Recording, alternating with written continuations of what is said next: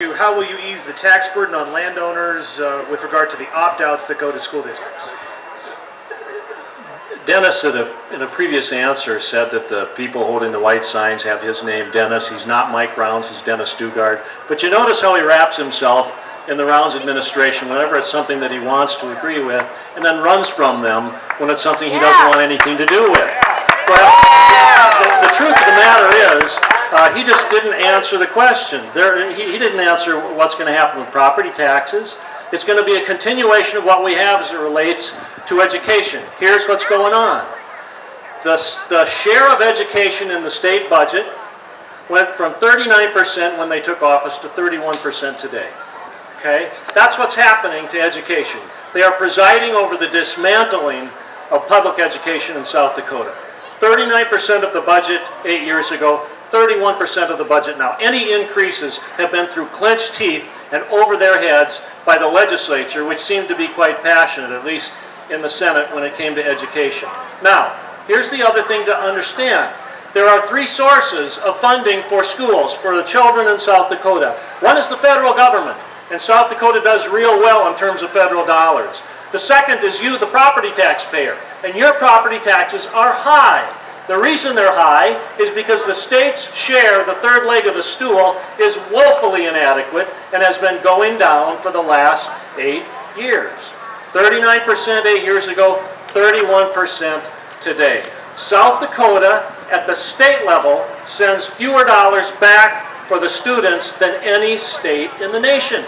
That is a record that's inexcusable, that has to change. Now, the Lieutenant Governor likes to point out that I'm in favor of spending more for education. Guilty as charged. But what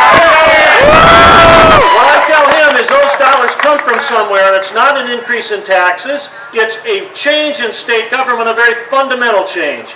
We're going into the next year with a $107 million budget deficit brought to us by this administration.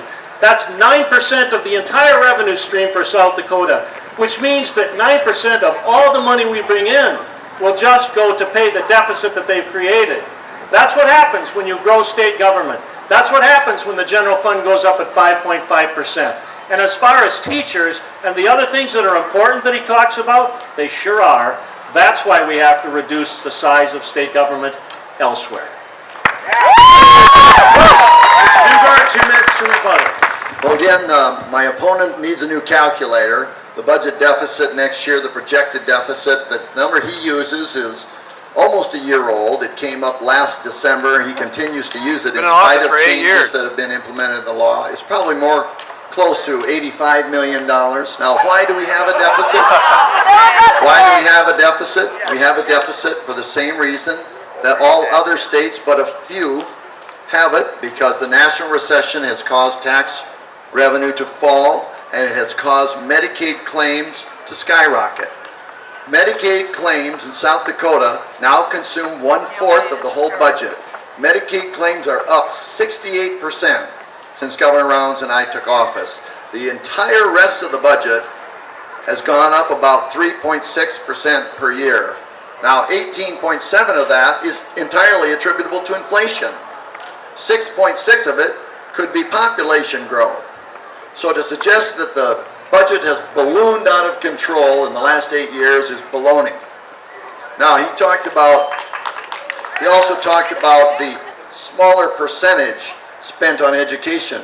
Well, of course there's a smaller percentage if Medicaid balloons and the entire budget grows, but Medicaid becomes a larger percentage of that larger pie. But I remind you again, in numbers of dollars, don't play with percentage misdirection. In numbers of dollars, 8 years ago, the state was spending $313 million on education. Now, $399 million, $86 million more for 3,000 fewer students.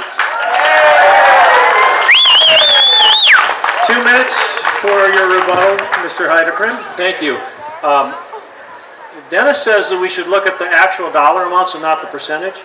How else are we going to figure out what the priorities of state government are unless we see a pie chart and we know what size the piece of the pie is for education or for anything else that we do in state government? That's exactly how we decide those things. And for him to suggest that this budget deficit is a function of the economy is completely untrue.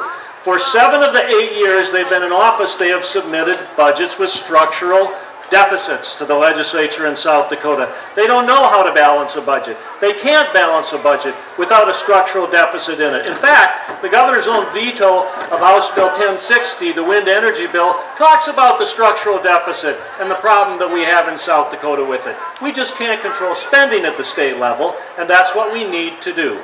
We need to have a fiscal conservative come in, change the priorities of the state, make education. If you read the Constitution in this state, you know the founders of South Dakota were obsessed with education, and they were obsessed with infrastructure. It was roads and bridges and kids. That's what they wanted us to invest in. But instead, in South Dakota, our record of investing in education is a dismal failure over the last 8 years. I will tell you this, if you go out to Pierre during the legislative session, that building can be divided in half. Half of the folks think of spending on kids as a cost, and half of us think of it as an investment. You know which side I'm on. Yeah.